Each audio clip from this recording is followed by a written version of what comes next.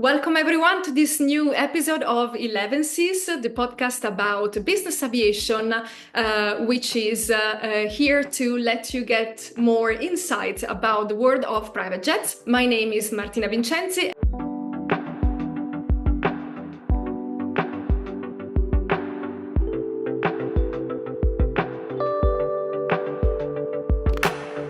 And today with us we have Sofia Lorusso. Welcome, Sofia. Hi, thank you. So we have a very good story with Sofia today that takes us to a very cold place in the world. But first of all, I would like to start with you, Sofia. Would you like to tell us about your experience that I know it involves different countries in the world. So please tell us about your career history. So like most of your students, that's how I met Martina from my colleague. I started in Dubai at a commercial airline, and it started out of basically nowhere, but my passion for traveling brought me somehow to this direction. And I've stayed there for 6.5 years, and then I moved from the UAE, I moved to Portugal, I moved to South Africa. I also lived in Australia previously, so I have the experience in many countries. And I had this desire since Dubai to work in private jets in this world that I started to know now, only now, so 10 years later. And I have to say that I was telling Martina, I have so much admiration for the private jet flight attendants because it's such a different world. Although we have the experience from a commercial airline in premium cabins, the private aviation is so much different. And I am learning, I'm really happy. And then Antarctica came up also out of nowhere, thanks to the connection that I had with Martina. And I have to say that in Martina's website, she shares her also experience in Antarctica. And I was thinking, that's nobody, what was she doing there? And so I got this, Martina shared the job offer and I applied, and I was thinking, I will never get it. I'm just going to apply. I'm just going to throw my CV there. And after a couple of weeks, I knew that I had to fly to South Africa and live in Cape Town for 5 months and fly into Antarctica. So I'm really happy that my connection was Vanessa. Vanessa flew with me in Dubai, and Vanessa met Martina many years ago. And I said, Vanessa, I would like to start flying again, but now it's been 5 years. I had a long break. What should I do? And actually, she suggested you should do the course with Martina. You can do it online or face-to-face, and you will be back on track shortly. And that's how I got this opportunity. So I was amazed, to be honest.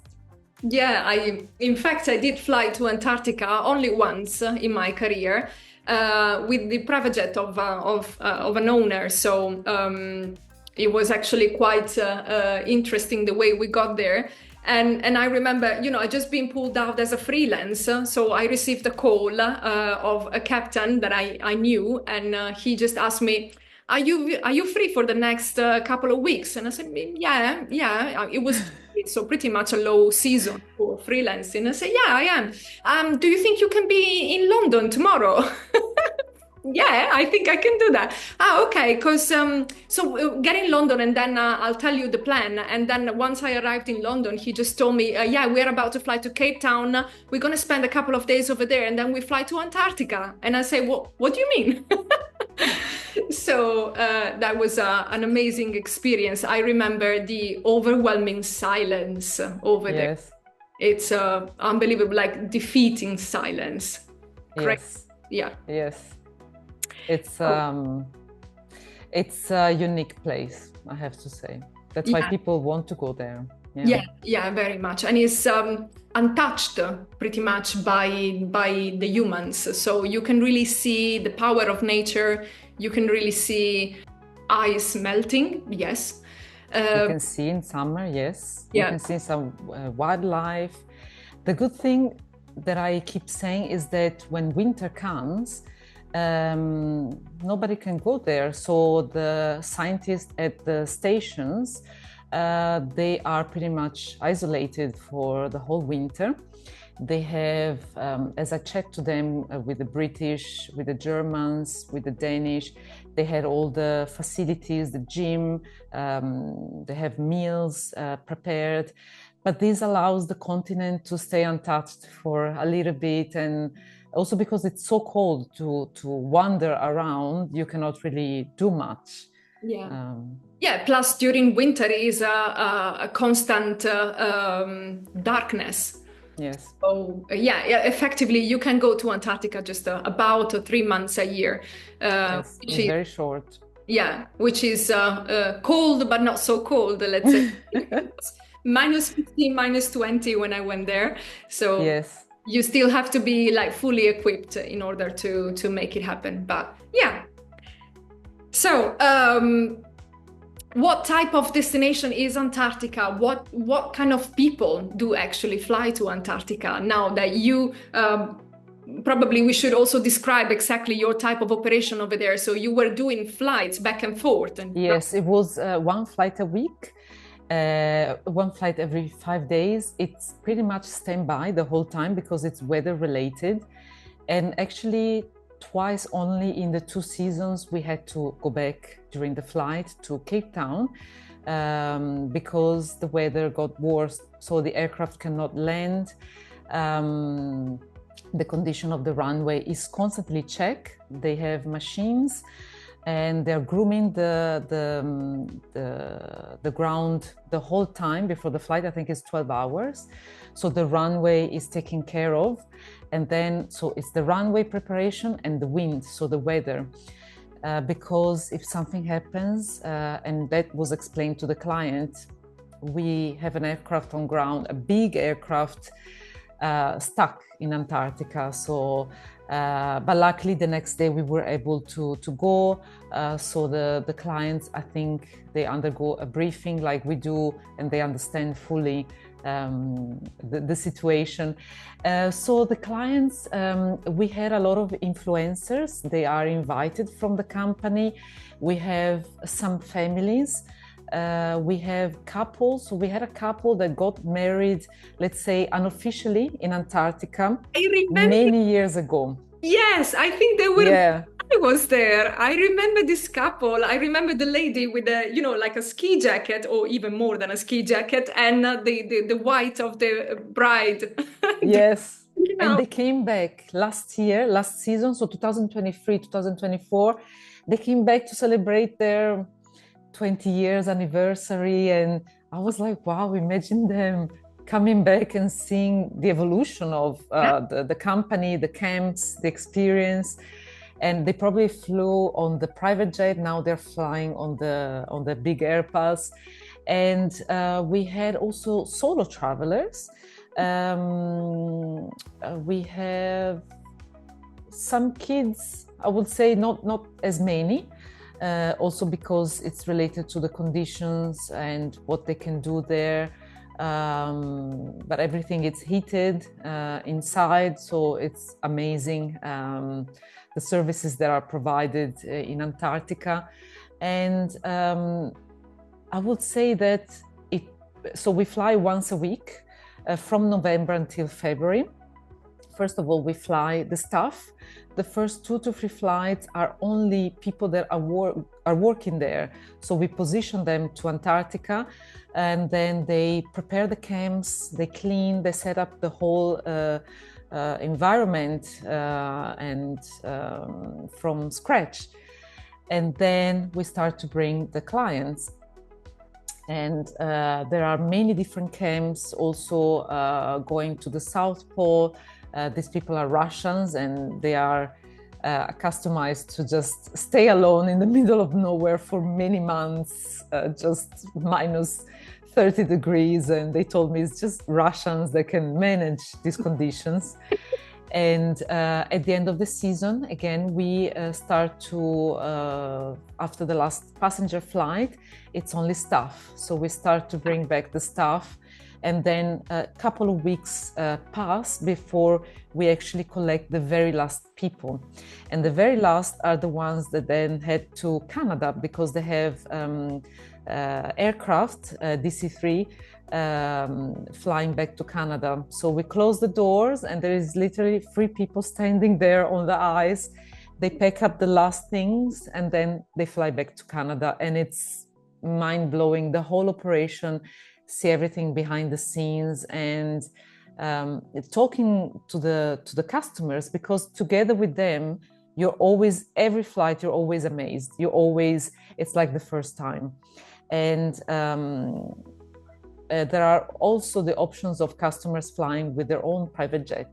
Mm-hmm. You can rent the whole camp for their family, their friends. So you have the option to have more privacy as well. Mm-hmm. Yeah, exactly. Yeah, I do remember when we landed over there and, I was in my uniform, the dress, the heels, and then they opened the door. Oh my God. I got a little bit stuck. I wasn't prepared for that. Yes. And talking about preparation, what kind of briefing, considering, how peculiar type of weather conditions are in there, did you used to receive yourself a briefing for this type of flight or give a briefing to the customers, how to survive in extremely unfriendly, I would say, conditions? What was the main part of this briefing? So the primary briefing is with the airline. We have a trainer, comes down from Portugal. The second briefing is from the company. So everybody participate to the briefing. They will show you the threats of, even if it seems a clear day, it's warm, it can get quite warm because it's very without clouds and having the ground that reflects the sun. It can be quite warm and you think, wow, it's amazing, let me go for a walk. And they said, then instantly you get the wind blowing and it literally gets all white. And it's really dangerous. You can get lost very easily. You can get frostbite. My colleague got the frostbite on her face simply because it was windy. So literally the skin suffers from the wind, from the temperature and from the sun. And also if you touch the ice, we had a customer that had the 2 fingers because he had to pick up the camera or something and he removed his gloves and he almost froze his finger. So we have doctors there at all times. So with this background, every staff that either flies there or stays there undergoes a training. They will show you slides, they will show you the camps, where everything is located, what happens in case of different situations. And then you have the camp manager there to assist in case of anything happens. So they have the weather forecast and everything is very well prepared. And for us, we get the training also at the day of the flight. So the pilots meet a day before the flight with the people of the company in South Africa and their own company in Portugal. And then they will brief us because depends on the type of cargo that we take, depends on the condition, on the weather window that we have. For example, we land and we have 3 hours of good weather window, so things have to be quick. And they tell you if the weather gets worse, unfortunately, we have to close doors and depart, even if we have to leave customers behind. That means that the camp are equipped. There is a camp that is near the runway and is equipped to actually have extra people there. They have extra tents, everything is heated. They have supplies of food for even extra days. For example, this year we had to go back to Cape Town, and actually the customer stayed instead of a week, 10 days. So you have to think about, do we have enough food? So the company is very much prepared on ground, and on the aircraft we carry equipment in case we crash land in Antarctica. So we have sleeping bags, tents, extra food, blankets, those blankets that they give you when you do a marathon. I don't remember how they call them. They're like silver in color. Yeah. Thermos blankets. Yes. And equipment normally was at the back of the aircraft, boots, polar equipment, clothes in case something happens. And so there is a lot of briefing preparation that is constantly done. Yes, it's kind of scary, I have to say, when you land, because even if you've done that landing many times, it's still Antarctica. You still land on ice. It gives you this feeling, and then everything went well all the time. Yes. I remember when I was there, it was actually, we were lucky. It was a very nice day. One, as you described, like clear sky, sun is shining, amazing. And I said, oh, look, there is that mountain over there, because Antarctica is actually very mountainy type landscape. So I said, oh, can we have a walk over there? And I remember people laughing at me saying, you probably don't realize, because everything is so wide, you lose the instinct of calculating distance. It seems closer. It seems much closer, but they say to me, if you're gonna go walking, it's gonna be 6 hours at least. Yes. That mountain where you want to go. So no, we are not going. Also because it can get quite cold. Yes. Yeah, exactly. Yeah. Yes. I remember, talking to the staff in the camp, in the same camp where you used to work, and probably smaller at that time. I'm pretty sure that they have it got bigger and bigger. I remember part of the staff built some igloos in the outside, and they were doing washing. Really? A igloo? There were these, jeans and socks hanging in the line. Yes, that's what they told me. On a clear day, we hang our clothes, because I was like, how do you do it? I had a staff saying, I stay for 42 days, I have 42 pair of socks. I was like, okay, very wise. They tell you especially to take care of the feet, because it can get quite warm inside the boots, and then you can develop some bacteria infections, because outside it's cold, but then when you go inside it's warm. But they have their washing, and yes, they do hang them outside, and they told me even if they get frozen, you just shake them off, and then you are ready to go. And it's really, I thought many people suggested me to work there, front of house, you will be amazing, Sofia. And then I said yes, but the conditions are very extreme. It requires a lot of strength from your body, and you don't have the basics. So the staff can have a shower once a week, also because it's all melted ice, so the whole preparation. And there are a lot of people. There are more people now, more customers, more staff, and the clients can have a shower every day. So that and everything else, is not for everyone, I have to say. Yeah, no, I totally understand. It's definitely a very beautiful experience, but so particular, so unique, that definitely cannot be for everyone. At the end of the day, is I would say one of the most unfriendly place on very much, yes.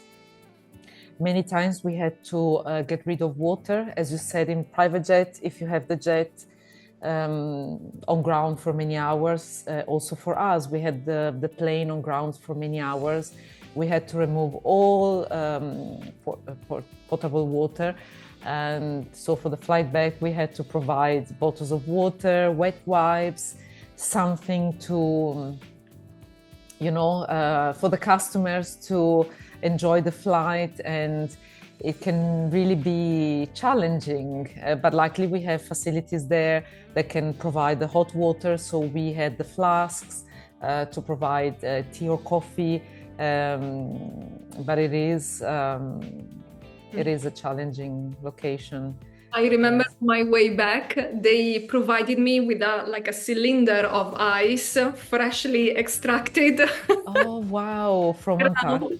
And I spent the 5 hours and a half flight back to Cape Town just preparing cocktails with the ice of Antarctica. So amazing. I wish we had that. We had a lot of customers trying to bring back some ice, but it will melt. We didn't have any equipment. Yeah, that's amazing. Pristine ice, clean. Super clean. Oh yeah, it was very different. Even the ice, it was very different than you normally see. And have you got like a memorable flight or a funny story that you want to share with us? Definitely our stay in Antarctica. We were lucky enough, and this was around my birthday in November. They started to bring, so they will continue to bring customers that run marathon. It will be, so they ran a marathon every day in every country, in every continent, sorry. So in every one of the 7 continents. And the first one was Antarctica. And because of the length of the run, the aircraft has to stay on ground for 8 hours.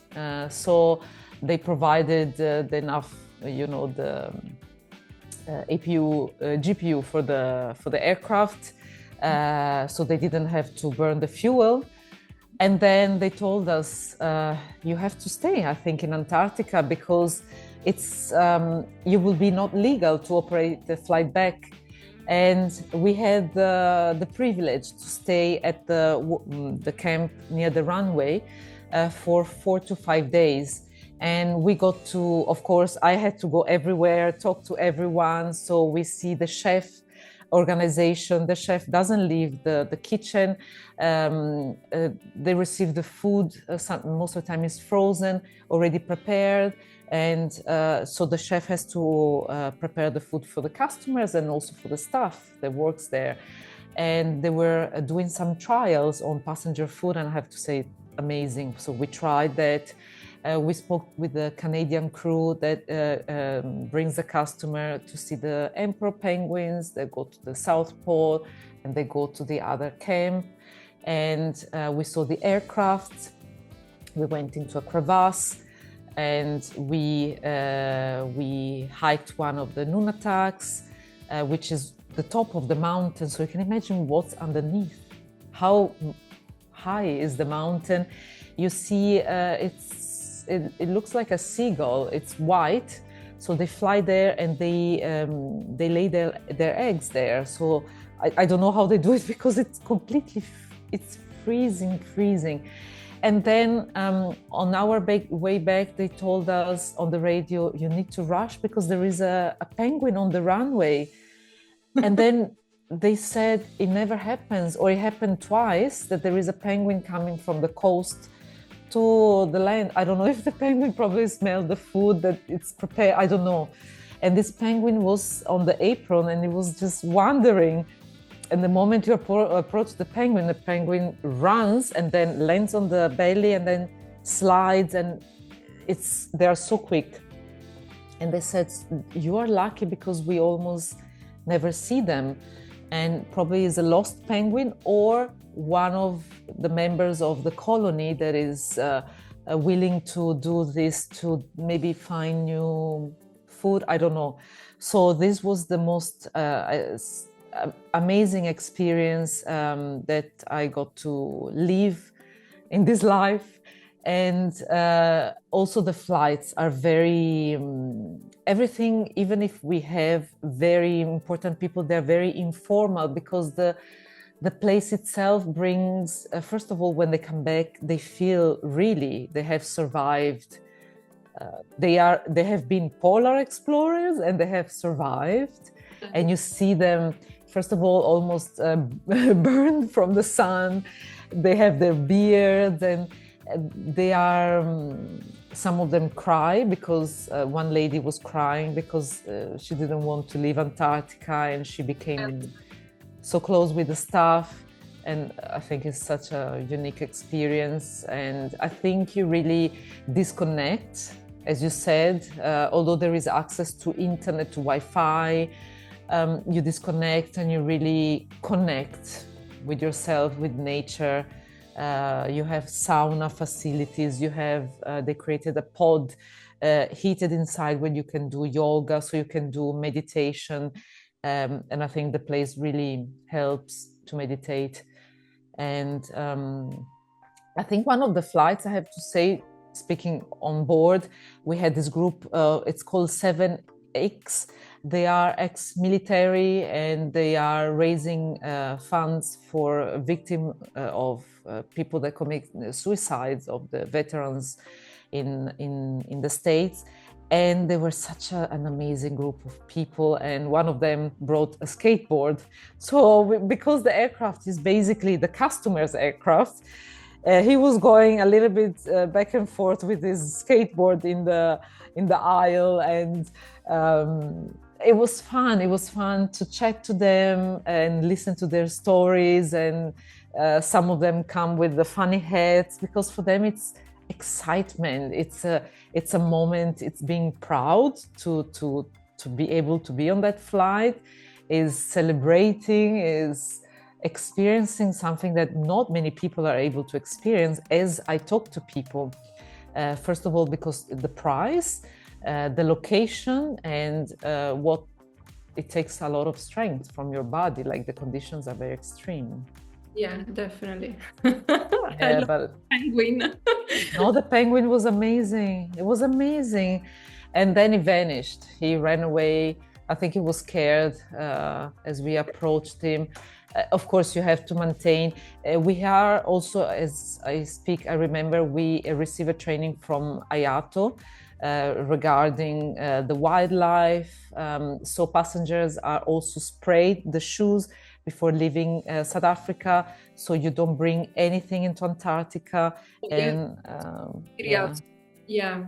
So there is a lot going on to protect the environment there.